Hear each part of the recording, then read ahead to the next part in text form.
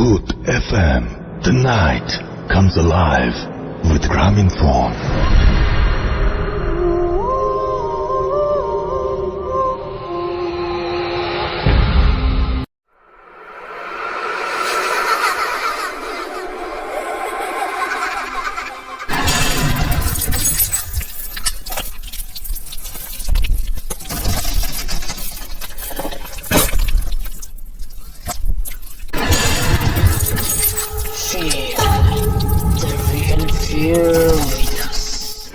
প্রিয় লিসেনার্স, আসসালামু আলাইকুম।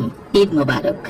ঈদের এই দ্বিতীয় স্পেশাল আয়োজনে আপনাদের সকলকে জানাচ্ছি শুভেচ্ছা ও অভিনন্দন। প্রিয় লিসেনার্স, আমরা চাঁদ রাতে আফ্রিকান ব্ল্যাক ম্যাজিক নিয়ে নরকের পিশাচ শিরোনামে একটি ঘটনা প্রকাশ করেছিলাম, আর এই ঘটনাটি আপনারা অনেকেই পছন্দ করেছেন। অনেকেই ইউটিউবে এই কম্পন নৃত্য নিয়ে বিভিন্ন ভিডিও দেখেছেন। তো আশা করছি আমাদের ওই ঘটনাটা কোথা থেকে শুরু হয়েছিল আপনারা বুঝতে পেরেছেন, কারণ এই কম্পন নৃত্য এরকম একটা উৎসব থেকেই ওই ঘটনার সূত্রপাত হয় এবং শেষ হয় আরো মারাত্মক একটা পরিণতি দিয়ে। প্রিয় লিসেনার্স, আমরা ঈদের দ্বিতীয় দিন সৌমিত্র রায়ের ঘটনা নিয়ে ঈদের দ্বিতীয় স্পেশাল এপিসোড প্রচার করব বলেছিলাম। সেই প্রতিশ্রুতি অনুযায়ী আপনাদের সামনে ইনশাআল্লাহ হাজির হয়েছে। প্রিয় লিসেনার্স, আমরা সৌমিত্র রায়ের দুটি ঘটনা এখন আপনাদের সামনে উপস্থাপন করব। প্রথম ঘটনাটির শিরোনাম ইয়াসার এবং দ্বিতীয় ঘটনাটির শিরোনাম বড় পুকুরের রাক্ষস। দুটি ঘটনাই আপনাদের কাছে ভালো লাগবে বলে আশা করছি।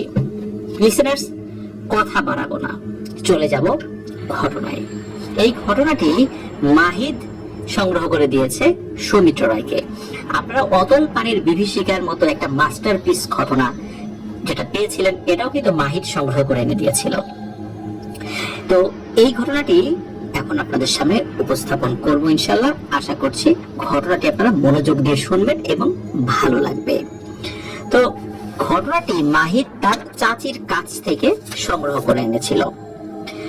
তো ঘটনাটি মূলত ছোটবেলায় মাহিদ তার চাচির কাছে বিভিন্ন সময় শুনেছে, কিন্তু ভেঙে ভেঙে শুনেছে, পুরোটা আসলে কখনো শোনেনি।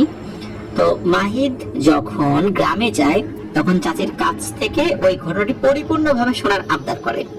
তখন চাচি কাজ শেষ করে মাহিদের সাথে এই ঘটনাটি শেয়ার করেন। মূলত মাহিদের চাচিকে সৌমিত্র রায় দেখেছিলেন। সৌমিত্র রায় গতবার শরীয়তপুরে গিয়েছিলেন এবং তখন চাচির সাথে পরিচয় হয়েছিল। এই ঘটনাটি সংগ্রহ করার পর সৌমিত্র রায়ের সাথে মাহিদের চাচির কথা হয়, ফোনে কথা হয় আর কি। আরো বিস্তারিত কিছু জানেন।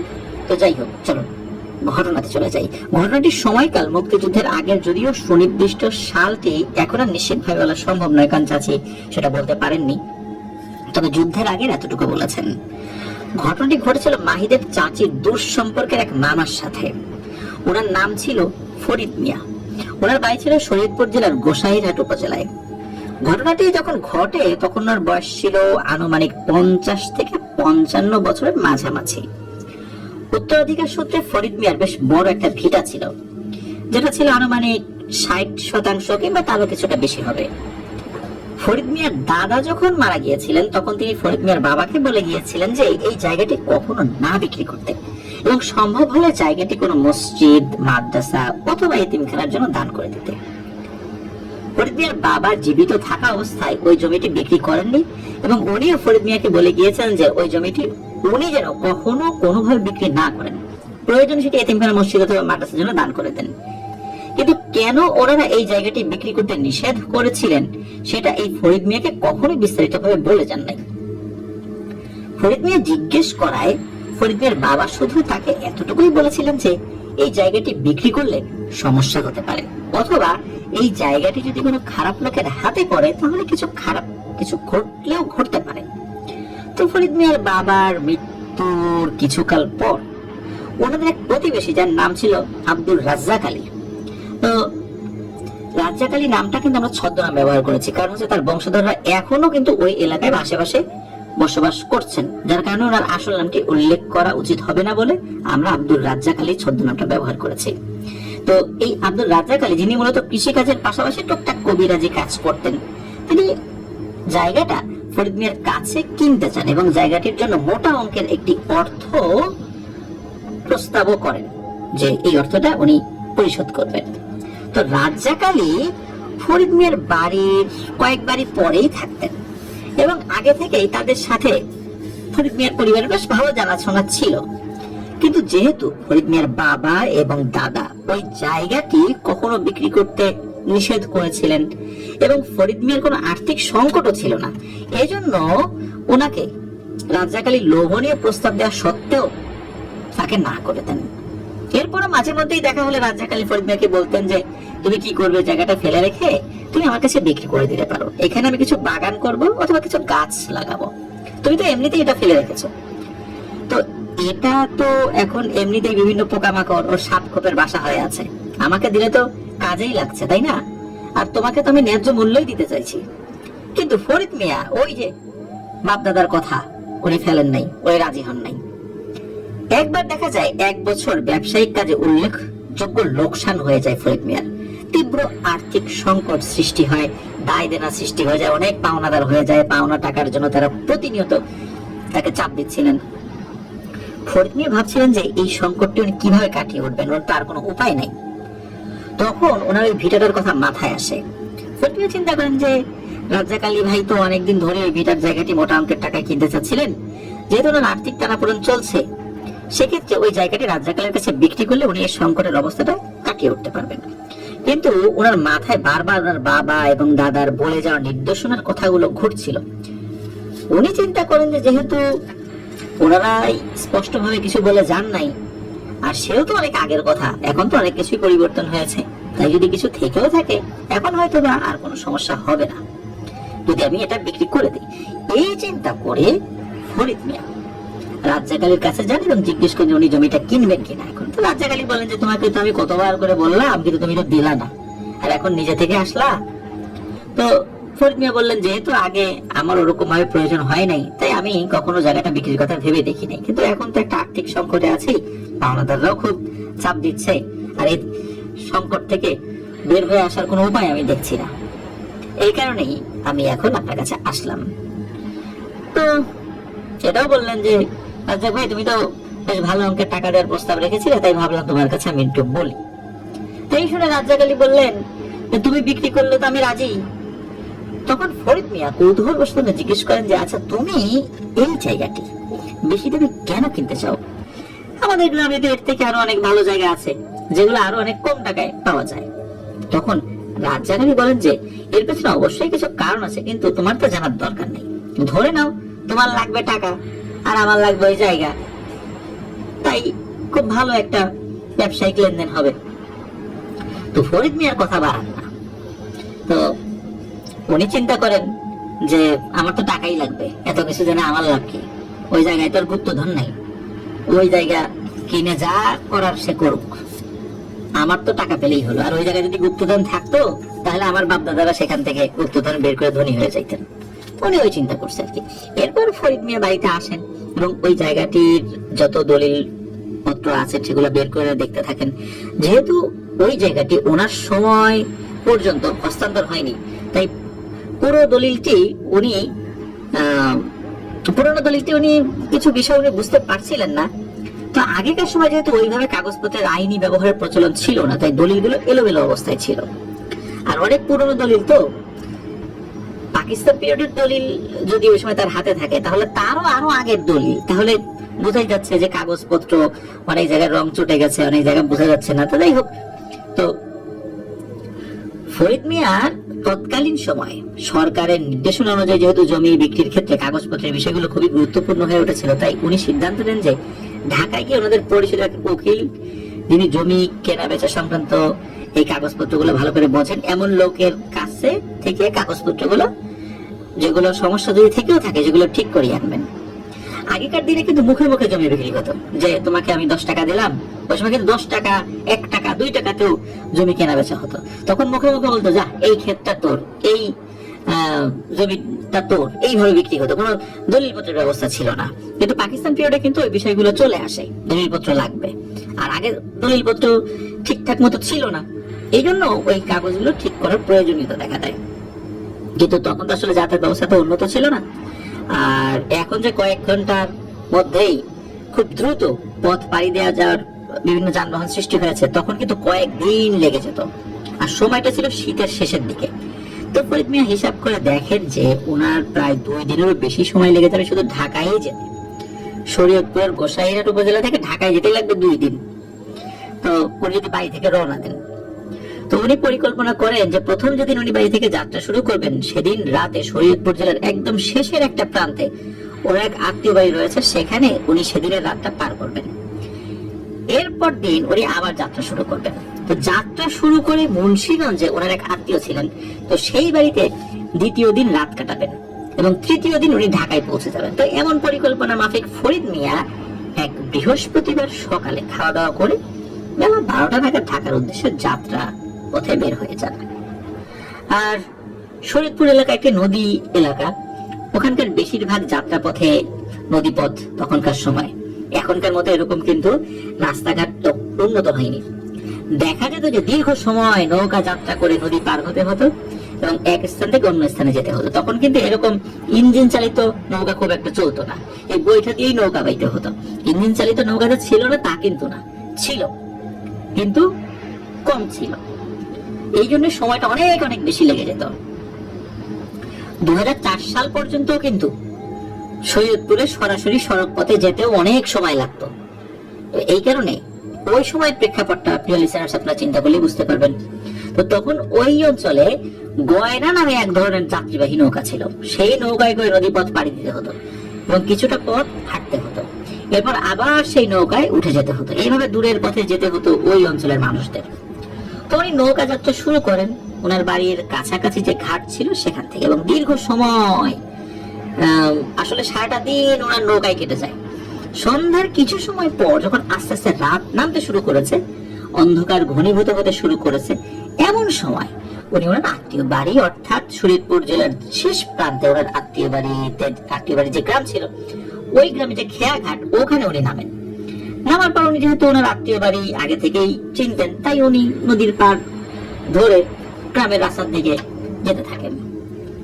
তখন আনুমানিক রাত হয়তো বা 8টার কাছাকাছি বাজে আর কি, বা ওরকম সময় হয়েছে।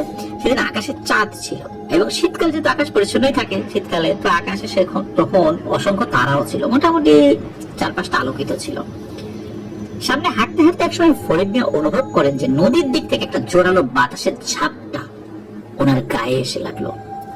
উনি এক মুহূর্তের জন্য অচেনা এক ধরনের সুঘ্রাণ পেলেন। এরপর ওনার কিচ্ছু মনে নাই।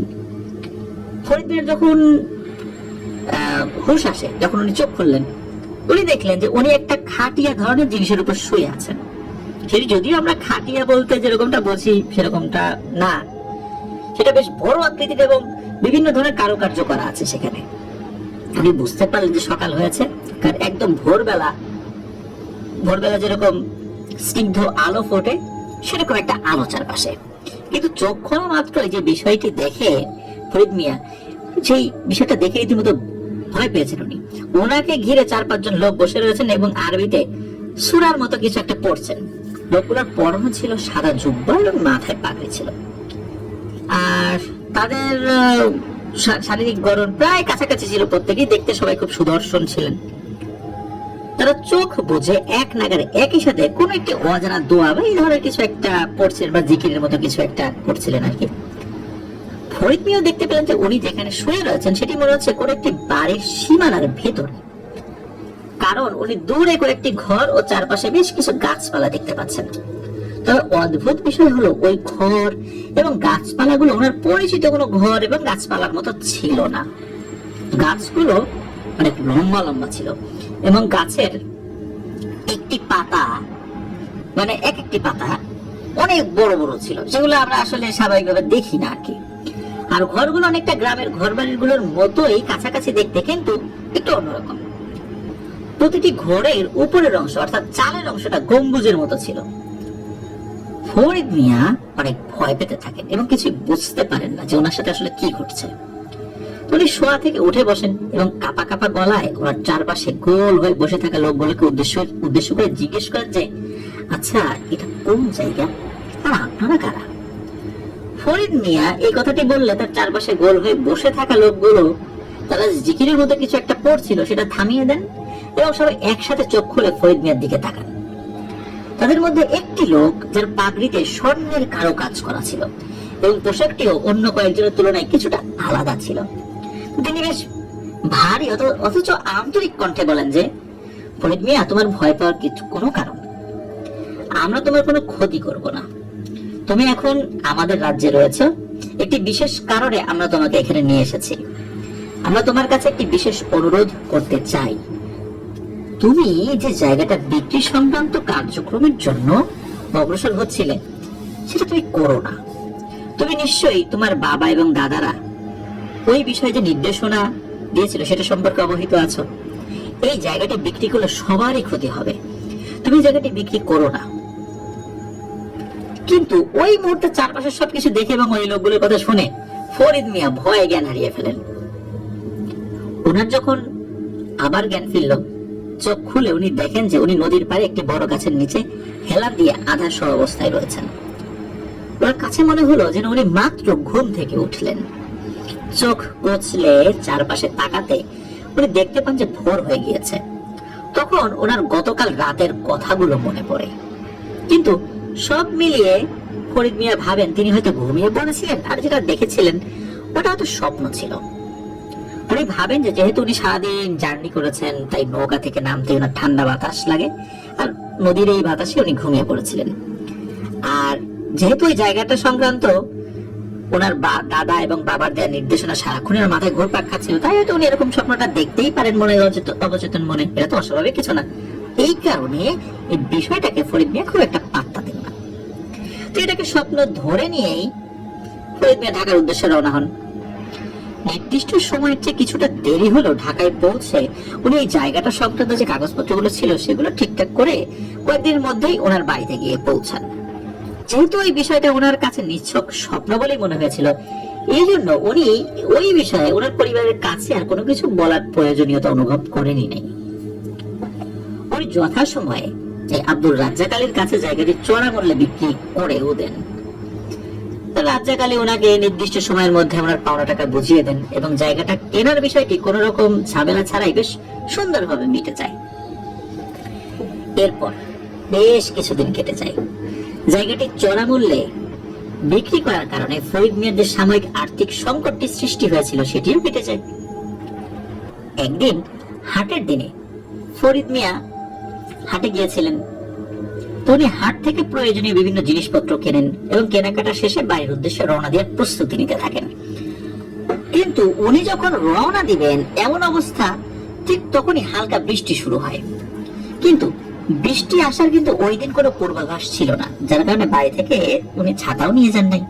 গ্রামের লোকজন কিন্তু সবসময় ছাতা কাছে রাখে, বিশেষ করে বর্ষা বাদলের দিনে। তো উনি বৃষ্টির কারণে একটা জায়গায় অপেক্ষা করতে থাকেন। বৃষ্টি থেমে বেশ কিছু সময় হয়ে গিয়েছে। তখন প্রায় সন্ধ্যা হয়ে এসেছে। ফরিদ মিয়া আস্তে আস্তে বাড়ির পথে রওনা দেন। গ্রামের রাস্তা ধরে ফরিদ মিয়া হেঁটে যাচ্ছিলেন। রাস্তার দুই পাশে ছিল বাঁশঝাড় এবং অন্যান্য আরো বেশ নানান ধরনের গাছপালা। হাঁটতে থাকার এক পর্যায়ে হঠাৎ করেই ফরিদ মিয়া শুনতে পান যে পেছন থেকে কারা যেন একসাথে ওনার নাম ধরে ডাকছে। তো ফরিদ মিয়া পেছনে তাকিয়ে দেখেন যে ওনার পেছনে বেশ কিছুটা দূরে দুজন বৃদ্ধ লোক দাঁড়িয়ে আছেন। তাদের পরনে জুব্বা, মাথায় পাগড়ি। উচ্চতায় তারা সাধারণ মানুষের তুলনায় কিছুটা লম্বা, কিন্তু তাদের বেশ বয়স হয়ে গেল এবং মুখমণ্ডলের চামড়া ভাঁজ পড়ে গেল তারা দেখতে ছিলেন খুবই সুদর্শন। ফরিদ মিয়া আশেপাশে ফুলের মিষ্টি সুবাসের মতো এক ধরনের গন্ধ পেতে থাকেন। অন্ধকার মধ্যেও ওই দুজন বৃদ্ধ যেন হালকা আলোকিত হয়েছিলেন। বিষয়টি দেখে ফরিদ মিয়া কিছুটা ভয় পেয়ে যান। তখন বৃদ্ধ দুজন একসাথে বলেন, ফরিদ মিয়া, তুমি বড় একটা ভুল কাজ করেছো। আমরা তোমাকে বলেছিলাম যে তুমি জায়গাটা বিক্রি করো না, এতে করে সবার সমস্যা হবে, কিন্তু তুমি আমাদের কোনো কথাই শুনলে না। খুব শীঘ্রই তোমার এই ভুলের কারণে সবাই বিপদে পড়বে। ফরিদ মিয়া তখন উপলব্ধি করতে পারেন যে ওই লোকগুলো সাধারণ কোনো লোক নয়, এটা নিশ্চয়ই জিন হবে। এবং একই সাথে ফরিদ মিয়া চিন্তা করেন ঢাকা যাওয়ার পথে এক রাতে উড়িয়ে দিয়ে বিষয়টাকে স্বপ্ন মনে করে উড়িয়ে দিয়েছিলেন, সেটা কোনো স্বপ্ন ছিল না। ফরিদ মিয়া কি করলেন? এখন কি আর করবেন, এখন কি করবেন আর কি বলবেন কিছুই বুঝতে না পেরে বাড়ির দিকে দৌড়াতে শুরু করেন। এক পর্যায়ে উনি দৌড়াতে দৌড়াতে অনেক দূরে এসে পেছন দিকে তাকিয়ে দেখেন যার কাউকে দেখা যাচ্ছে না। তারপর উনি বাড়িতে ফেরত যান এবং কখনো এই বিষয়ে কাউকে কিছু বলেননি। তখন মানে আগে কি হয়েছিল, আজ কি হলো, এই বিষয়ে কাউকে কিছু বলেন না। চিন্তা করেন যে বাড়ির লোকজন এগুলো বললে তারা হয়তো আবার ভয় পাবে বা হয়তো চিন্তা করবে, না কিছুই ভাবতে পারে আর কি। তাই এগুলো নিয়ে বাড়িটার কথা না বলাই ভালো হবে। এভাবে আরো কয়েকদিন কেটে যায়। এক রাতে গ্রামের দুইজন লোক ওই যে ভিটাটা, মানে ফরিদ মিয়ার যে ভিটাটা আগে ছিল, যেটা রাজ্জাকালীর কাছে ফরিদ মিয়া বিক্রি করেছিলেন, সেই ভিটাটির পাশের রাস্তা দিয়ে রাতের বেলা বাড়িতে ফিরছিল। তখন তারা দেখতে পায় যে তখন রাত 10টার বেশি বাজে আর কি সেই সময় আনুমানিক। তো ওই ভিটার ভেতর থেকে মনে হচ্ছে আলো আসছে। তো আলো অনেকটা আগুনের আলোর মতো মনে হয়। তো ওনারা মনে করেন যে ভেতরে কি আগুন লাগলো নাকি, আবার কোনো কারণে আগুন লাগলেও লাগতে পারে, তাহলে তো এগিয়ে গিয়ে দেখতে হয়। এই ভেবে ওনারা যেই না ওই ভিটার দিকে আগানো শুরু করেছেন, তখনই ওনারা ভিটার ভেতর থেকে অর্থাৎ ঝোপঝাড়ের ভেতর থেকে কোনো একটা কিছু ওনাদের দিকে ছুটে আসার আওয়াজ শুনতে পান। মুহূর্তের মধ্যে ওনারা দেখেন যে ওই ভিটার ভেতর থেকে ঝোপঝাড় ভেঙে চলে 8 থেকে 10 ফিট উচ্চতার ষাঁড়, মানে ষাঁড়গুলো ওনাদের দিকে ধেয়ে আসছে। হালকা চাঁদের আলোয় মনে হচ্ছিল যে ষাঁড়টির রং কালো এবং ষাঁড়টির দুই চোখ থেকে আগুনের মতো বা আগুনের গোলা ঠিকরে বের হচ্ছে। চোখ দুটো এইরকম উজ্জ্বল ছিল, টকটক করে জ্বলছিল। আচমকা ওনারা ভয় পেয়ে হিতাহিত জ্ঞান হারিয়ে ফেলে দৌড় শুরু করেন। যে যেদিকে পেরেছেন দৌড়ানো শুরু করেছেন। দৌড়ানোর সময় বুঝতে পারছেন যে ওনাদের পেছনে ষাঁড়টা ধাওয়া করেছে। দৌড়াতে দৌড়াতে বেশ অনেকটা দূরে চলে আসার পর এক পর্যায়ে হঠাৎ করে ওনাদের মনে হতে থাকে যে ষাঁড়টি এখন ওনাদের পেছনে নাই। আসলে এক একজন এক এক দিকে দৌড়েছিলেন, প্রত্যেকটা মানুষেরই মনে হয়েছিল ওই ষাঁড়টি তার পেছনে রয়েছে। পরে যখন সকলে একত্র হয়েছেন তখন নিজেদের মধ্যে আলোচনা করেছেন। প্রত্যেকেই বলেছেন আরে আমার পেছনে তো ষাঁড় ছিল, ও বলে না আমার পেছনে তো ষাঁড় ছিল। তাহলে বোঝা গেল প্রত্যেকের পিছনেই ওই ষাঁড়টি ছিল। তো যাই হোক, লোকজন কোনো মতে ওনাদের বাড়িতে ফেরেন এবং পরিবারের সবাইকে ঘটনাটি খুলে বলেন। ওই দিন রাত্রে ওনাদের দুজনের জ্বর আসে, মানে যারা ছিল এদের মধ্যে দুজনের জ্বর আসে, দুজনে খুব অসুস্থ হয়ে পড়েন। এরপর আরো একদিন রাতে একই রকম ভাবে গ্রামের আরেকজন লোক ওই রাস্তা দিয়ে বাড়ি ফিরছিলেন। তখনও আনুমানিক রাত 10টার বেশি বাজে।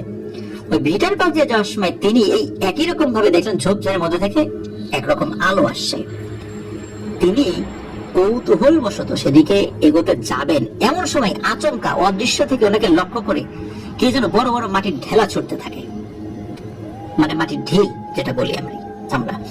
তো মুহূর্তের মধ্যে বড় বড় বেশ কয়েকটি ঢিল ওনার শরীরের বিভিন্ন জায়গায় আঘাত করে এবং উনি অনেক ব্যথা পান। ভয়ে উনি দৌড়ে ওই জায়গাটি পার হয়ে চিৎকার করতে করতে বাড়িতে পৌঁছান।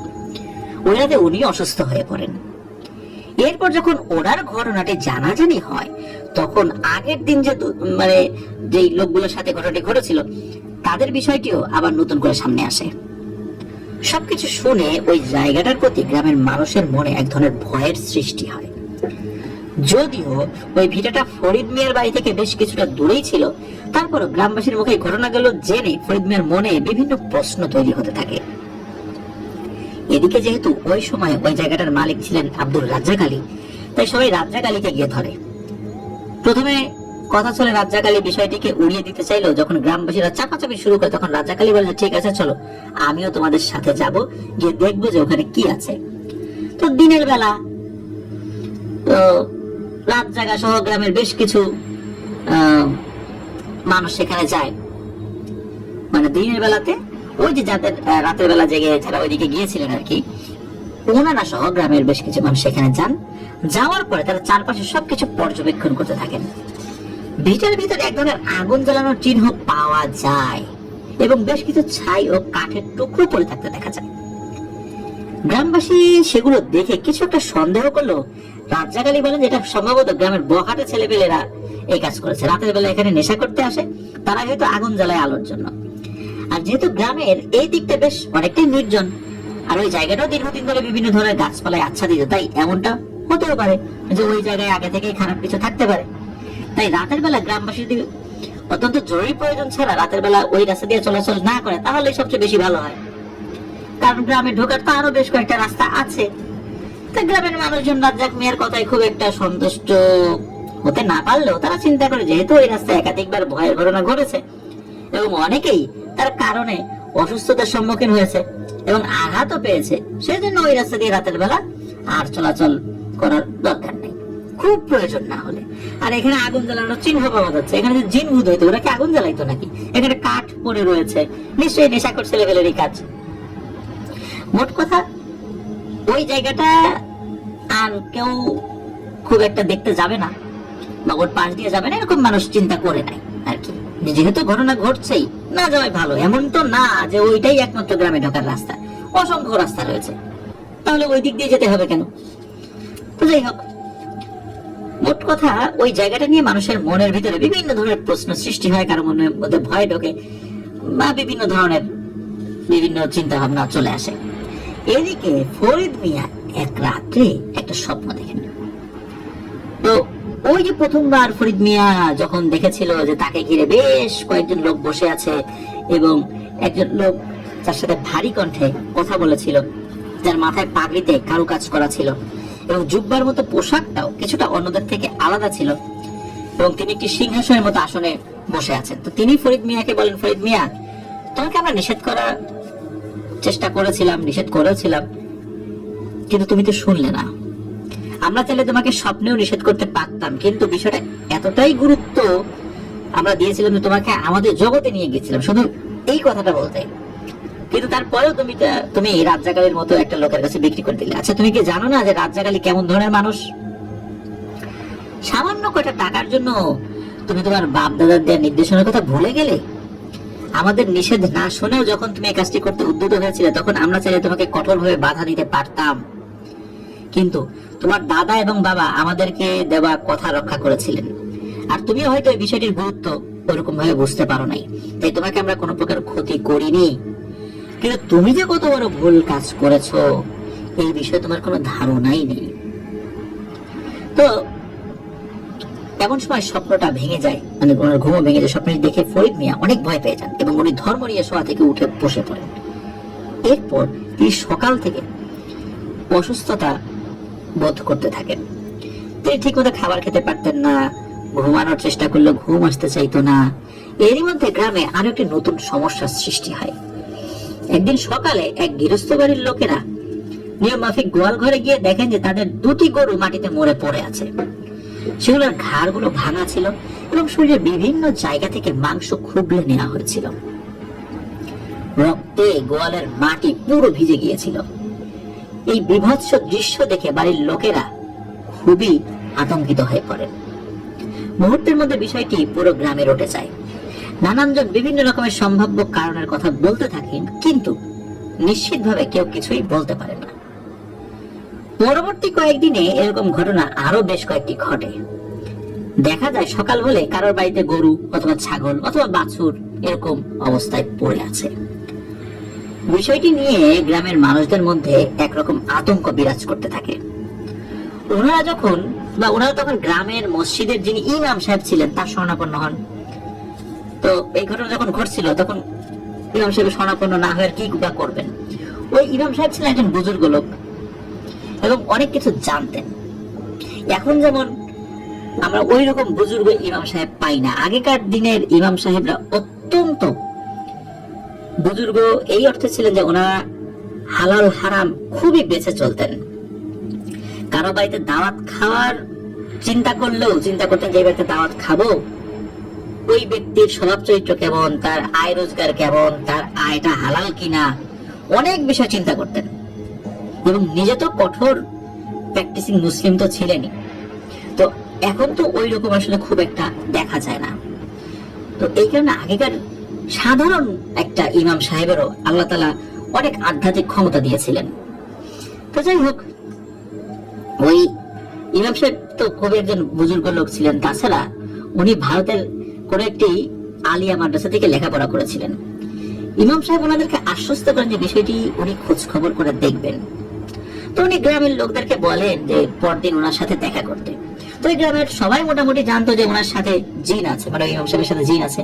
পরদিন সকালে যখন গ্রামের লোকেরা ইমাম সাহেবের কাছে যান, তখন ইমাম সাহেব বলেন যে উনি সর্বোচ্চ চেষ্টা করেছেন তথ্য সংগ্রহ করতে, কিন্তু এই ধরনের সমস্যাগুলো কেন হচ্ছে উনি সুনির্দিষ্টভাবে বুঝতে পারছেন না। ওনার জিনেরা এই বিষয়ে নাকি ওনাকে কোনো তথ্য এনে দিতে পারেননি। বিষয়টি শুনে গ্রামবাসীরা খুব হতাশ হন। এদিকে সময়ের সাথে ফরিদ মিয়ার অবস্থা কিন্তু বেশ খারাপ হতে থাকে।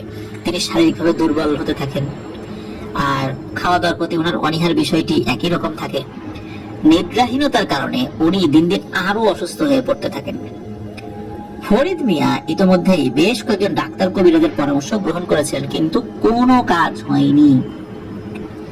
একটি উল্লেখ্য বিষয় যে এতদিন পর্যন্ত কিন্তু ফরিদ মিয়ার সাথে যে ঘটনাগুলো ঘটেছে সেই বিষয় নিয়ে কাউকে কিছু বলেননি, এমনকি নিজের পরিবারের কাউকে কিছু বলেননি। উনি যে বেশ কিছুদিন যাবত অসুস্থ এই বিষয়ে যখন ওনার পরিবারের সদস্যরা বিভিন্ন বিষয়ে ওনাকে জিজ্ঞেস করছেন, তখন উনি এড়িয়ে গিয়েছেন। অসুস্থতার কারণ কি হতে পারে তারপর উনি কিছু বলেন নাই। কিন্তু উনি যখন বেশ অনেকটাই অসুস্থ হয়ে পড়েন, তখন উনি অনুমান করতে পারেন যে ওনার অসুস্থতার পিছনে ওই বিষয়টাও হয়তোবা একটা অন্যতম কারণ। তারপর উনি ওনার পরিবারের সদস্যদের সাথে বিষয়টা ওরকম ভাবে বলতে চাচ্ছিলেন না। উনি সিদ্ধান্ত নেন যে সময় করে একাকী উনি ইমাম সাহেবের কাছে গিয়ে পুরো বিষয়টি বলবেন এবং ওনার অসুস্থতার আসল কারণ কি সেই সম্পর্কে জানতে চাইবেন। পরিকল্পনা মাফিক উনি যথারীতি ইমাম সাহেবের সাথে দেখা করতে যান। যেহেতু একই গ্রামের মানুষ, তাই ইমাম সাহেব ওনার অসুস্থতার বিষয়ে অল্প বিস্তর অবগত ছিলেন। তো ব্যস্ততার কারণে ইমাম সাহেব ওনার অসুস্থতা অবগত থাকলেও যেতে পারেনি দেখতে। কিন্তু উনি ফরিদ মিয়ার কাছে বিস্তারিত প্রথম দিকে তো অল্প অল্প শুনছিলেন, কিন্তু উনি আরো বিস্তারিত জানতে চান। তখন ফরিদ মিয়া ওনাকে প্রথম থেকে শেষ পর্যন্ত সবকিছু বিস্তারিতভাবে খুলে বলেন। তো প্রথম দিকে অবশ্য ফরিদ মিয়া ওনাকে অল্প বিস্তর বলছেন, একদম বিস্তারিতভাবে বলছিলেন না। পরে আর কি বিস্তারিত বলেন। সব শুনে ইমাম সাহেব বেশ চিন্তিত হয়ে পড়েন এবং গম্ভীর হয়ে বলেন যে কোনো একটা জটিল সমস্যা তো অবশ্যই আছে, কিন্তু আমি কিছুতে সেটা বুঝতে পারছি না। তবে তোমার বিষয়গুলো শুনে আমি কিছু বিষয় আন্দাজ করতে পেরেছি। এই বিষয়ে অবশ্যই আমি জানার চেষ্টা করব, আর তোমাকে বলবো যে এই বিষয়গুলো তুমি তোমার পরিবারের সদস্যদেরকে জানাও, তাদের এগুলো জানাটা উচিত। আর আমি কিছু জানতে পারলে তা সবাইকে জানার ব্যবস্থা করবো ইনশাল্লাহ। সেদিনের মতো ফরিদ মিয়া বাড়িতে চলে আসেন। এর কয়েকদিন পর ইমাম সাহেব ওই ফরিদ মিয়া সহ গ্রামের আরো বেশ কয়েকজন গণ্যমান্য ব্যক্তিদেরকে আসরের নামাজের পর জরুরি ভিত্তিতে ওনার সাথে দেখা করার জন্য সকলকে সালাম জানান। তো যথাসময় সবাই সেখানে হাজির হয়েও যান। নামাজ আদায় করে ইমাম সাহেব ওনাদের সাথে বসেন। ইমাম সাহেব প্রথমে উপস্থিত সবার সাথে ফরিদ মিয়া ওনার কাছে যে সমস্যাটি নিয়ে এসেছিল এবং ফরিদ মিয়া ওনাকে যে বিষয়গুলো বলেছিলেন, যে ঘটনাগুলো, সেই বিষয়ে যা যা জানিয়েছিলেন সেগুলো সবার সামনে উপস্থাপন করেন। বিষয়গুলো শুনে উপস্থিত সবাই খুবই অবাক হয় এবং ফরিদ মিয়াকে বলে, তুমি আগে কেন এই বিষয়গুলো আমাদেরকে জানাওনি? ইমাম সাহেব তখন জানান যে ফরিদ মিয়ার দেওয়া তথ্য মোতাবেক উনি যে জিনেরা ফরিদ মিয়াকে নিয়ে গিয়েছিল তাদের সর্দারের সাথে যোগাযোগ করার চেষ্টা করেন। তো ইমাম সাহেব ওনার সাথে থাকা জিনদের মাধ্যমে জিন সর্দার সাথে দেখা করার অনুরোধ প্রেরণ করেন। ওনার অনুরোধে সাড়া দিয়ে ওই জিন সর্দার ওনার সাথে দেখা করতে রাজি হন এবং রাতের একটি নির্দিষ্ট সময় উনি ইমাম সাহেবের সাথে দেখা করতেও আসেন। ওই দিন সর্দার একাই এসেছিলেন এবং এসে অত্যন্ত আন্তরিকভাবে সালাম বিনিময় করেন এবং ইমাম সাহেব ফরিদ মিয়ার সমস্যা সহ গ্রামে প্রতিনিয়ত ঘটেছিল বিভিন্ন অমীমাংসিত সমস্যাগুলোর বিষয়ে ওই দিনই সর্দারের কাছে উপস্থাপন করেন। তখন ওই জিনের সর্দার বলতে শুরু করেন। জিনের সর্দার যেটা বলতে শুরু করেন, তখন মানে 1000 বছর আগের কথা। এই বৃহত্তর অঞ্চলটি জুড়ে এই জিনেদের পূর্বপুরুষদের বসতি ছিল। ওই সময় এই অঞ্চলটির যিনি সর্দার ছিলেন তিনি স্বয়ং শয়তানের আনুগত্য করতেন। শয়তান তার আনুগত্যে খুশি হয়ে তাকে একটি বিশাল অঞ্চলের নেতা বানিয়ে দেন। এই অঞ্চলে তার অধীনে লক্ষ লক্ষ জিন প্রজা ছিল। সেই সময় তার অনুগতদেরকে নিয়ে যুদ্ধ বিগ্রহে সেই জিনটা লিপ্ত থাকতো এবং আশেপাশের অঞ্চলে যারা তাকে সম্মান করতো না তাদের ক্ষতি করার চেষ্টায় থাকতো। এমনকি অনেক সময় আশেপাশের অঞ্চলে যে মানুষদের জনবসতি ছিল সেখানেও বিভিন্ন সমস্যার কারণে সে নির্বিচারে অত্যন্ত নির্মমভাবে মানুষ হত্যা করতেও পিছপা হয়নি। এভাবেই তার শাসন চালিয়ে যাচ্ছিল। কিন্তু এক সময় বিভিন্ন ঘটনা প্রবাহে আল্লাহর ইচ্ছায় এই জিনদের গোত্রের কয়েকজনের সাথে আল্লাহর একজন ওলির মোলাকাত হয়। তো সেই আল্লাহর ওলি এই জিনদের পূর্বপুরুষদেরকে তাদের কৃত কাজের পরিণামের ভয়াবহতা সম্পর্কে অবহিত করেন এবং আল্লাহর পথে আসতে বলেন। তখন ওনার কথা সর্বপ্রথম এই জিনদের পূর্বপুরুষদের একজন, তার নাম ছিল ইয়াসার, তিনি ইসলামের পথে আসেন এবং প্রাথমিক অবস্থায় ওনার দেখা দেখে এবং আল্লাহর সেই ওলির বলা কথাগুলোর উপর বিশ্বাসে নিয়ে আরো বেশ কয়েকজন ইসলামের পথে আসেন। তারা সিদ্ধান্ত নেন যে তারা আর কোনো খারাপ কাজ করবেন না এবং কারো কোনো ক্ষতিও করবেন না। পাশাপাশি তারা তাদের গোত্রের অন্যান্যদের কাছেও এই বিষয়গুলো তুলে ধরবেন এবং তাদেরকে ভালোর পথে আসার আমন্ত্রণ জানাবেন। এই পরিকল্পনা মাফিক তারা যখন কাজ শুরু করলো তখন আল্লাহর রহমতে তাদের প্রচেষ্টা দারুণভাবে সফল হয়। তো এই জিনদের পূর্বপুরুষদের গোত্রের অনেক বড় একটি অংশ ভালো পথে চলে আসে। এই বিষয়টি তখন আস্তে আস্তে বাড়তে থাকে। তখন সেই দলনেতা ক্ষিপ্ত হতে থাকে। এক পর্যায়ে খোদ শয়তান নাকি তাকে ভৎসনা করে এবং তাকে নির্দেশ দেয় যে তুমি যেভাবেই হোক তাদেরকে আমার দিকে ফিরিয়ে আনো, তাদেরকে বিভ্রান্ত করো এবং আল্লাহর পথ থেকে দূরে সরিয়ে দাও। তোমাকে আমি নেতা বানিয়েছি, অথচ তুমি থাকা সত্ত্বেও কিভাবে এইরকম একটি ঘটনা ঘটলো? তুমি যদি পূর্বের ন্যায় তোমার প্রজাদেরকে আমার আনুগত্যের পথে ফিরিয়ে আনতে না পারো তাহলে তোমার জন্য কঠোর শাস্তি অপেক্ষা করছে। তখন সেই সর্দার প্রথমে খুব বুদ্ধি কাজে লাগায়। সে তার কয়েকজন অনুচরকে পাঠায় যারা সত্যের পথে এসেছে তাদের কাছে এবং তাদের কাছ থেকে খবর আনার জন্য যে আসলে এই বিষয়টা কিভাবে ঘটছে, এগুলোর জন্য কারা সক্রিয়ভাবে কাজ করে যাচ্ছে। কিন্তু আল্লাহর অশেষ রহমতে সেই অনুচরদের কয়েকজন তথ্য সংগ্রহ করতে এসে ইসলামের পথে চলে আসে। তারাও আলোর পথ দেখে, তারাও ভালো হয়ে যায়।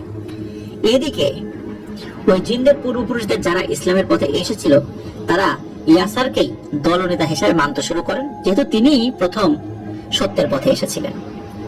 তো এই ইয়াসার সবসময় আল্লাহ ভীরু হিসেবেই চলতেন এবং তার অনুগতদেরকে কারো কোনো ক্ষতি না করার উপদেশ দিতেন। তিনি চাইতেন শান্তিপূর্ণভাবে বসবাস করতে। এদিকে ওই খারাপ দলনেতা প্রথমে পরিকল্পনা করেন কৌশলে সবাইকে বোঝাতে। তিনি একদিন তার কয়েকজন অনুসারীকে নিয়ে ইয়াসারের সাথে দেখা করতে এলেন। তিনি ইয়াসার সহ উপস্থিত সবাইকে বোঝানোর চেষ্টা করলেন যে তারা ভুল পথে আছে। আগে তারা যখন শয়তানের আনুগত্য করত তখন খোদ শয়তান তাদের শক্তি বৃদ্ধি করে দিত, কিন্তু তাদের এহেন আচরণের কারণে শয়তান খুবই মনক্ষুণ্ণ হয়েছে, যার ফলে তাদের ক্ষমতা ধীরে ধীরে কমে আসছে। তাই যা হয়েছে সব ভুলে গিয়ে আবার শয়তানের পথে ফিরে আসলে সে হয়তো তাদেরকে ক্ষমা করে দিলেও দিতে পারে। কিন্তু ইয়াসার তাকে সাফ জানিয়ে দিলেন যে তারা আর কখনোই ধ্বংসের পথে ফিরে যাবেন না এবং তারা শুধু আল্লাহর আনুগত্য করবেন। ইয়াসার সেই নেতাকে অনুরোধ করেন যে তিনি যেন তার মতো করে ফেরত যান এবং যেটা ভালো লাগে তিনি যেন সেটা করেন, কিন্তু ওনাদেরকে যেন ওনার রাস্তায় মানে ওই শয়তানি রাস্তায় যোগদান করতে অনুরোধ না করেন। আর সবচেয়ে ভালো হবে কখনোই যেন উনি আর এই বিষয়ে কথা বলতে না আসেন। তখন ওই নেতা পরিস্থিতি নাগালের বাইরে চলে যাচ্ছে দেখে শয়তানের শরণাপন্ন হন। তখন শয়তান তাকে একটি ভয়ানক অস্ত্র দেয়, যেটা ছিল একটি আগুনের তলোয়ার। অস্ত্রটি পেয়ে ওই নেতা ধ্বংসযজ্ঞ শুরু করেন। ওই অস্ত্রটি খাপ থেকে বের করে ওটা দিয়ে একটি বাড়িতে আঘাত পেলে ভয়ানক ধরনের আগুন জ্বলে উঠত, যেটা মুহূর্তের মধ্যে এক বাড়ি থেকে আর এক বাড়ি ছড়িয়ে পড়ত। এভাবে করে নাকি চোখের নিমিষেই একটি এলাকা জুড়ে আগুন ছড়িয়ে পড়তে এবং পুড়ে সয়লাভ হয়ে যেত। ওখানে উপস্থিত থাকা এই জিন্দের পূর্বপুরুষরা যারা ইসলামের পথে এসেছিলেন তারা যন্ত্রণা ছটফট করতে করতে মৃত্যুবরণ করতেন। আগুনে পুড়ে মৃত্যুবরণ করতেন না, কিন্তু ওই আশেপাশে যারা থাকতেন তারা মৃত্যুবরণ করতেন। তাদের গায়েও কিন্তু আগুন লাগতো না, কিন্তু অদ্ভুত একটা কারণে ওনারা ছটফট করে মারা যেতেন। আস্তে আস্তে সবাই খুবই ভীত সন্ত্রস্ত হয়ে পড়েছিল। ইয়াসার সবসময় বলতেন যে আল্লাহর উপর বিশ্বাস রাখতে, আল্লাহ চান তো ইনশাল্লাহ একদিন এর বিনাশ হবে। ঘটনাচক্রে একদিন সেই নেতা তার কিছু অনুসারীদের সাথে ইয়াসার যে এলাকায় থাকতেন সেখানে উপস্থিত হন। সেদিন সে বিশেষ একটি পরিকল্পনা নিয়ে এসেছিল। ইয়াসার সেই মুহূর্তে বাইরে কোনো একটি কাজে গিয়েছিল। এই সুযোগে সেই নেতা তার দলবল সহ ওই এলাকার জিনদের উপর ধ্বংসযজ্ঞ চালাতে থাকেন। শয়তানের দেয়া সেই আগুনের তলোয়ারের আঘাতে বাড়ির পর বাড়ি, মানে জিনদের বাড়ি যেখানে ছিল আর কি, আগুনে পুড়ে যেতে থাকে। এক পর্যায়ে ওই নেতার একজন অনুসারী খবর দেয় যে সে গিয়ে দেখে এসেছে যে ইয়াসার খবর পেয়ে তার সঙ্গী সাথীদের নিয়ে ফেরত আসছে। এটা শুনে সেই নেতা তার আগুনের তলোয়ার দিয়ে ইয়াসের বাড়িতে আঘাত করে। তো ইয়াসের পরিবার বলতে ছিল তার স্ত্রী এবং আদরের একটা মাত্র কন্যা সন্তান। ওই সময় জিনদের ওই এলাকায় ভয়ানক তাণ্ডব চলতে থাকায় তারা ভয়ে বাড়ির বাইরে বের হতে পারেনি। তাই ওই নেতা যখন আগুনের তলোয়ার দিয়ে ওই বাড়িতে আঘাত করে, তখন তারা ওই আগুনের মধ্যে আটকে পড়ে যায় এবং যন্ত্রণায় ছটফট করতে থাকে। এমন মুহূর্তে ইয়াসার এসে উপস্থিত হয়। চোখের সামনে স্ত্রী এবং একমাত্র আদরের কন্যা সন্তানের এমন কোন অবস্থা, এমন এই অবস্থা দেখে তাদেরকে বাঁচাতে ছুটে যেতে চান, কিন্তু ভয়াবহ আগুনের লেলিহান শিখা সেটা আর করতে দেয়নি। ইয়াসের দু চোখের সামনে তার পরিবার চিৎকার করতে করতে আগুনে পুড়ে কাতরাতে কাতরাতে শেষ হয়ে যায়। ইয়াসির হিতাহিত জ্ঞান হারিয়ে মাটিতে বসে পড়েন। তখন সে শয়তানের অনুগত নেতা হাসিতে ফেটে পড়ে এবং ইয়াসিরকে বলে, তোর আগেই উচিত ছিল আমার কথা শোনা। তুই যদি আগে আমার কথা শুনতেই, তাহলে আজ তোর এই দশা হতো না। আসলে সেই নেতার পরিকল্পনা ছিল ইয়াসিরকে দুর্বল করে দিয়ে তার প্রজাদের উপর আবার নিয়ন্ত্রণ ফিরে পাওয়া। কারণ নেতা যদি দুর্বল হয়ে যায়, তার প্রজারাও নেতার উপর আনুগত্য ওইভাবে আর করবে না, তাদের আনুগত্যতা শিথিল হয়ে পড়বে। তারপর এদেরকে বাগে আনা যাবে। তো যাই হোক, যাদের মধ্যে যারা আর কি ওখানে ইয়াসিরের আনুগত্য করেছিল, ভালোর পথে এসেছিল, তো ইসলামের পথে এসেছিল, তারা তো ইয়াসিরকে দলনেতা হিসেবে মানত। কিন্তু স্ত্রী কন্যাকে হারিয়ে এবং চারপাশের দৃশ্য দেখে ইয়াসিরের জেদ যেন চেপে যায়। উনি উঠে দাঁড়ান এবং আল্লাহর কাছে সাহায্য এবং শক্তি প্রার্থনা করেন। এরপর উনি যুদ্ধের ঘোষণা দিয়ে শয়তানের অনুসারীর দলনেতাকে আক্রমণ করেন। কারণ তিনি বুঝতে পেরেছিলেন যে উনি যদি কিছু করতে না পারেন, তাহলে এইভাবেই ওই শয়তানের অনুসারীরা পুরো গোত্রকে শেষ করে দেবে, আর যারা বেঁচে থাকবে তাদেরকে দিয়ে শয়তানের গোলামি করিয়ে জাহান্নামের দিকে ঠেলে দেবে। এরপর দীর্ঘক্ষণ ধরে দুই পক্ষের মধ্যে লড়াই চলতে থাকে। একটা পর্যায়ে ইয়াসিরের সাথে সম্মুখ যুদ্ধে ওই দলনেতা হঠাৎ করে তার হাত থেকে আগুনের সেই তলোয়ারটি, খাপ থেকে আর কি তলোয়ারটি বের করে আচমকা ইয়াসিরের বুকে বসিয়ে দেয়। তলোয়ারটি ইয়াসিরের বুকের এক পাশ ভেদ করে ঢুকে যায়, কিন্তু যখন ওই দলনেতা পরবর্তী টানে সেটা বের করে নেওয়ার চেষ্টা করে, তখন সেটা বের হয় না। এদিকে ইয়াসির প্রচন্ড যন্ত্রণায় চিৎকার করতে করতে তলোয়ার যেটা বিঁধে গিয়েছে, ওই অবস্থাতেই তলোয়ার নিয়ে মাটিতে লুটিয়ে পড়ে। ইয়াসিরের এই অবস্থা দেখে ইয়াসিরের পক্ষের সব জিনেরা একদম উন্মত্ত হয়ে ওঠে, পাগল হয়ে যায়। তারা ইয়াসিরকে এই অবস্থায় মাটিতে পড়ে যেতে দেখে প্রচন্ড আক্রোশে শয়তানের অনুসারী ওই দলটাকে একসাথে আক্রমণ করে বসে। এদিকে ওই তরবারিটা তো ইয়াসিরের বুকে বিঁধে আছে, সেটা বের করতে পারেনি। আর ইয়াসিরের আনুগত্যকারী অন্য জিনেরা তো ওকে আক্রমণ করেছে একযোগে। এদিকে অবস্থা বেগতিক দেখে ওই দলনেতার সাথে তার যে অনুসারী এসেছিল তারা তো পালাতে শুরু করেছে। যেহেতু আগুনের তলোয়ারটি ইয়াসিরের শরীরে বিদ্ধ অবস্থায় ছিল, তাই সবার সম্মিলিত আক্রমণে ওই দলনেতা আত্মরক্ষা করতে ব্যর্থ হয় এবং মুহূর্তের মধ্যে সবাই মিলে ওকে হত্যা করে ফেলে। এদিকে ইয়াসির মাটিতে লুটিয়ে পড়ে তীব্র যন্ত্রণায় কাতরাতে কাতরাতে মৃত্যুর প্রহর গুনছিলেন। ইয়াসিরের এরূপ করুণ অবস্থা দেখে উপস্থিত সবার চোখ দিয়ে সেদিন পানি গড়িয়ে পড়ছিল। ইয়াসিরের চোখ দিয়ে পানি গড়িয়ে পড়তে থাকলেও ওনার ঠোঁটে এক চিলতে হাসি লেগেছিল। সেই হাসি ছিল বিজয়ের হাসি, সেই হাসি ছিল মুক্তির হাসি। দুনিয়া থেকে বিদায় নেওয়ার আগে ইয়াসির অনেক কষ্টের শুধু এতটুকু বলেছিলেন, তোমরা আমাকে এখানেই দাফন করো, আমার বাড়িতে, আমার স্ত্রী কন্যার পাশে। আর দাফনের সময় আমার শরীর থেকে এই তলোয়ারটা বের করতে যেও না কিন্তু, কারণ এটা কারো হাতে পড়লে তা ভয়ানক ক্ষতির কারণ হয়ে দাঁড়াতে পারে। এই বলে ইয়াসির মৃত্যুর কোলে ঢলে পড়েন। এরপর থেকে জিনেরা বংশ পরম্পরায় তারা ইসলাম ধর্ম পালন করে আসছে।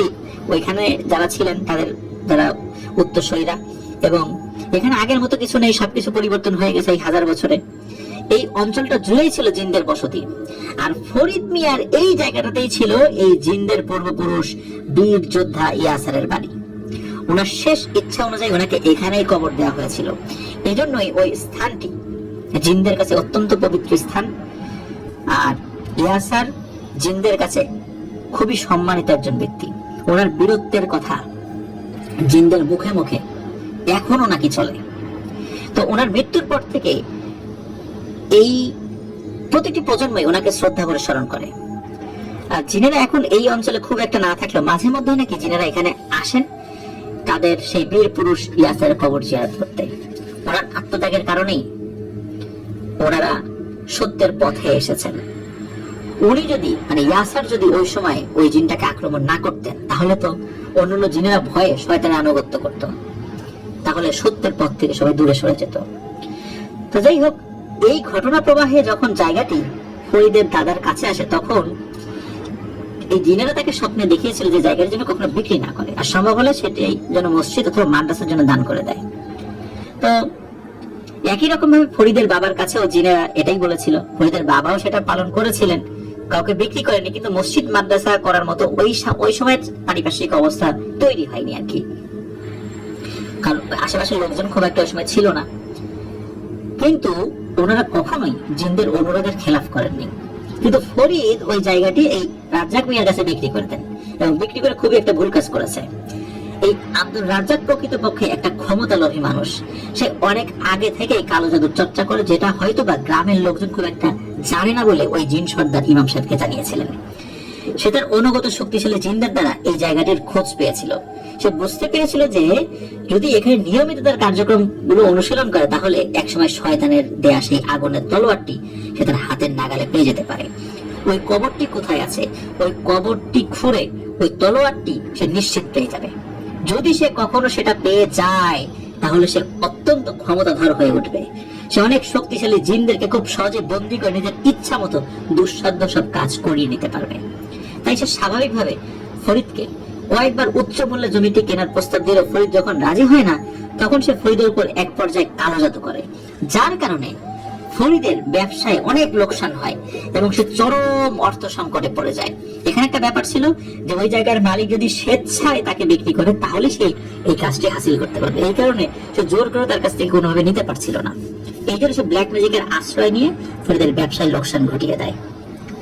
রাজ্জাক জানতো যে একমাত্র অর্থ সংকটে পড়লেই হয়তো ফরিদ তার কাছে জায়গাটা বিক্রি করতে রাজি হবে। অবশ্যই তার উদ্দেশ্য সফল হয়। অবশ্য রাজ্জাকের জন্য জায়গাটি না কিনেও কাজ করা সম্ভব হতো। নিজের মালিকেরা না থাকায় যে কোনো ধরনের ঝামেলায় পড়ার সম্ভাবনা ছিল। সে এমনিতেও ফরিদের কাছে বলেও জায়গাটা ব্যবহার করতে পারতো, কিন্তু দেখা গেল ফরিদ হঠাৎ করে বললো যে এ রাজ্জাক ভাই এখন আর আপনি এখানে থাকেন না বা কোনো কাজ করেন না, আমি এখানে অন্য কাজ করবো, বা এখানে আমি এখন মসজিদ দিব, মাদ্রাসা দিব, এই ধরনের কথাবার্তা বলতে পারে। বা অন্য কোনো লোককে মসজিদ মাদ্রাসার জন্য যদি সে ওয়াকফ করে দিত তাহলে তারাই সেখানে মসজিদ মাদ্রাসা বানানোর চেষ্টা করতো, তখন তার এই কাজগুলো সফল হতো না। আর এই সফল হওয়ার জন্য কতদিন যে লাগবে এটাও তো রাজ্জাক জানতো না। এই কারণেই সে টাকা দিয়ে কিনে নিতে চেয়েছিল। এখন সে প্রতিনিয়ত রাতের বেলা ভয়ানক পিশাচদেরকে আহ্বান করে এবং আহ্বান করে বিভিন্ন রিচুয়াল করছে। আর এরকম ভাবে চলতে থাকলে সে হয়তো আগুনের তলোয়ার হাসিল করে ফেলতে পারে, যা ভবিষ্যতে মানুষ এবং জিন সকলের জন্য ভয়ানক ক্ষতির কারণ হয়ে দাঁড়াবে। রাজ্জাকের ডেকে আনা পিশাচ জিনগুলো এতটাই শক্তিশালী যে এই জিনগুলো ইমাম সাহেবের কাছে জিন এসেছে তারাও তার বিরুদ্ধে কোনো কিছু করতে পারছে না। আর রাজ্জাকের কাজে যেন কোনো ব্যাঘাত না ঘটে এই জন্য গ্রামে যেন একটু ভয়ের পরিবেশ বিরাজমান থাকে। এই কারণে পিশাচগুলো মানুষদেরকে বিভিন্নভাবে ভয় দেখানোর পাশাপাশি রাতের বেলা গোয়াল ঘরে ঢুকে গরু ছাগল এগুলোকে ওদের খাবার বানাচ্ছে। তবে খারাপের কারণটা কিন্তু ভিন্ন। এই জিনেরা যখন ফরিদকে বোঝাতে অসমর্থ হন তখন এই ফরিদের উপরে জিনেরা প্রভাব বিস্তার করে।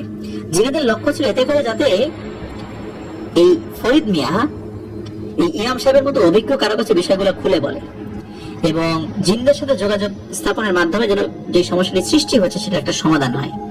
তবে এতে করে ফরিদের উল্লেখযোগ্য শারীরিক কোনো ক্ষতিকর উদ্দেশ্য কিন্তু জিনেদের ছিল না। ফরিদের একটি ভুলের কারণে জিনদের একটা পবিত্র জায়গার পবিত্রতা নষ্ট হয়েছে, পাশাপাশি জিনদেরও একটা ভয়ানক বিপর্যয়ের আশঙ্কা সৃষ্টি হয়েছে। তো জিনের সর্দাররা এসেছেন, সবকিছু বিস্তারিত ইমাম সাহেব বলেন, কিন্তু সবাইকে বলা যায় না।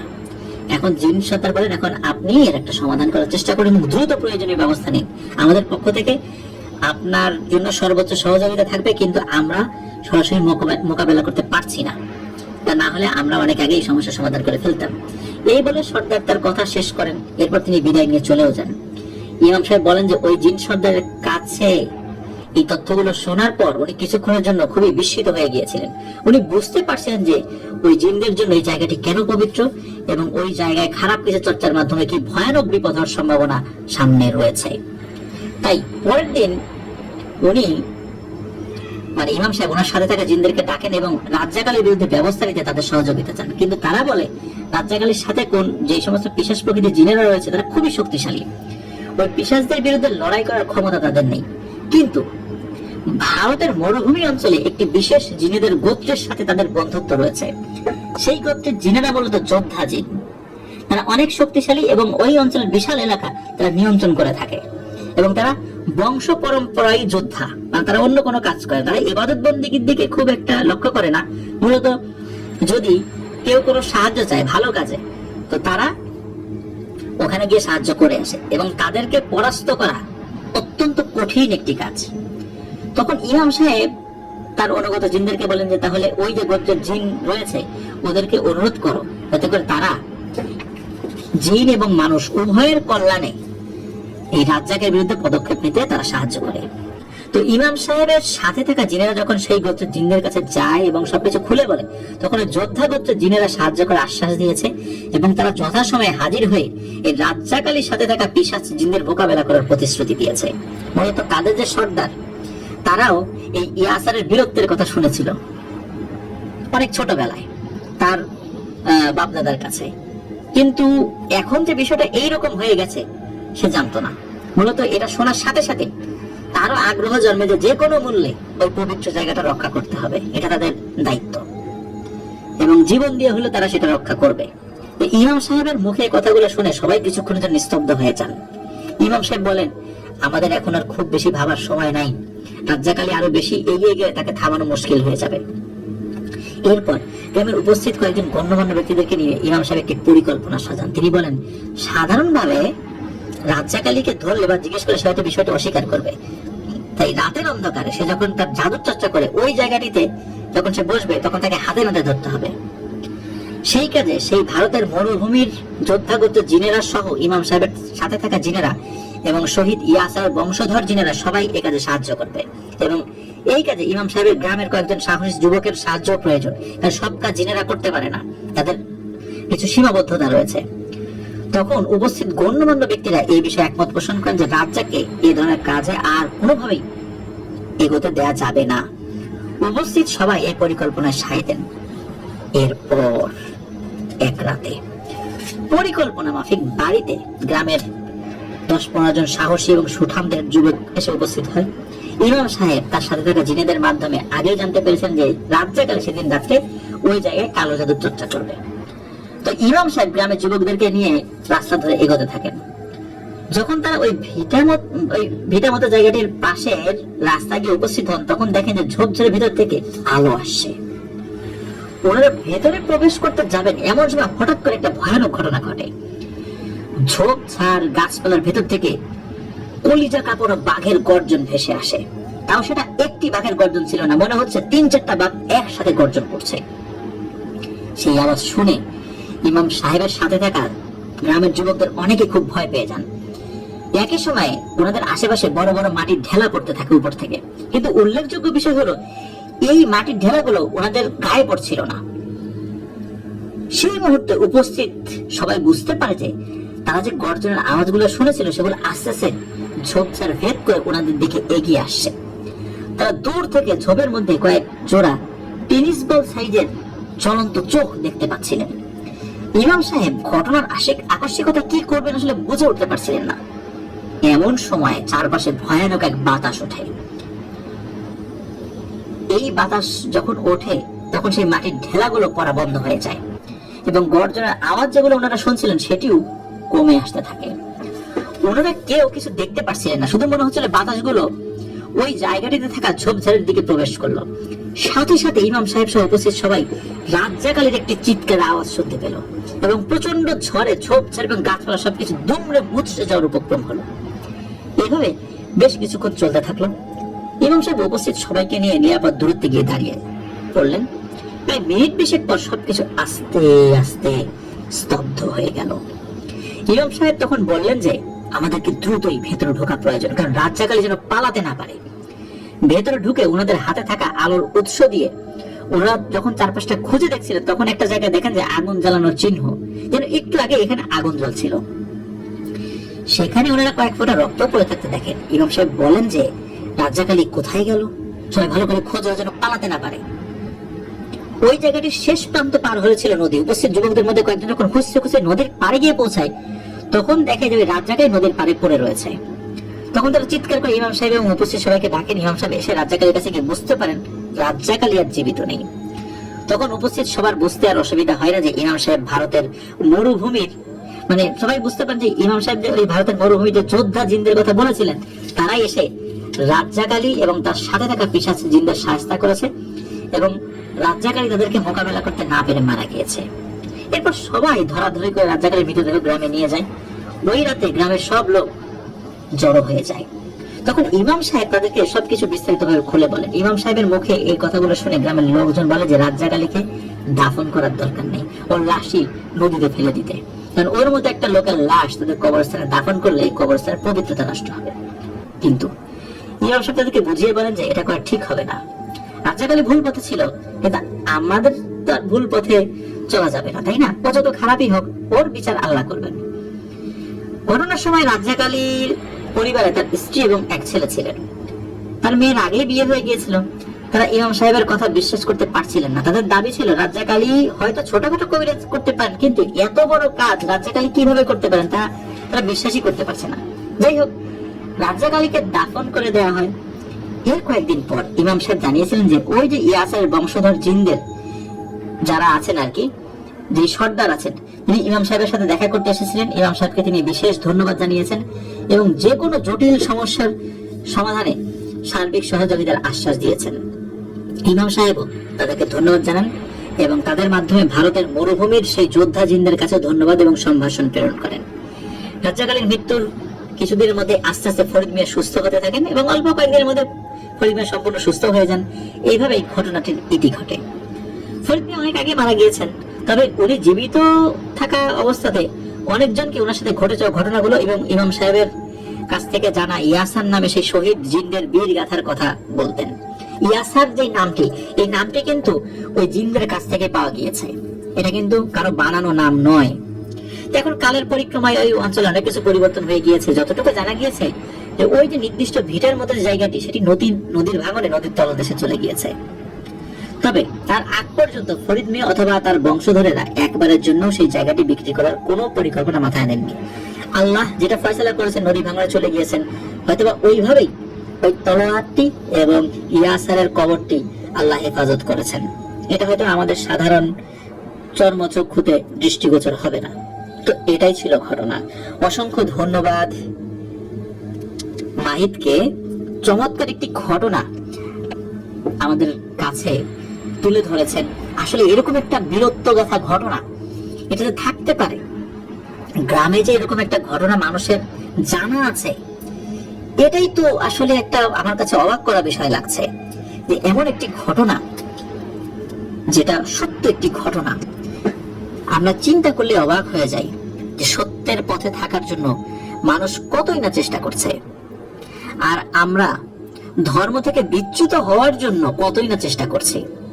ধর্ম থেকে বিচ্যুত হওয়ার জন্য যত ধরনের পথ অবলম্বন করা দরকার আমরা জেনে হোক না জেনে হোক সেগুলো করে যাচ্ছি। অথচ নিজের চোখের সামনে স্ত্রী কন্যার মৃত্যু দেখেও এবং নিশ্চিত মৃত্যু জেনেও ইয়াসার ওই দুষ্টু সর্দারের উপর ঝাঁপিয়ে পড়েছিলেন, কারণ উনি জানতেন ওনার প্রাণের বিনিময়ে যদি ওনার উত্তরসূরিরা, ওনার অনুসারীরা এই সত্যের পথে থাকে, তাহলেই ওনার এই প্রাণ দেওয়াটা সার্থক হবে। এবং সত্যি হয়েছিল তাই। আমরা শহীদ ইয়াসারের জন্য দোয়া করি। ইয়াসারের বংশধররা আজও আছেন, তাদেরকে তো আমরা দেখতে পাবো না কখনো, তাদের সাথে আমাদের কখনো যোগাযোগ হয়তো বা কখনো হবে না।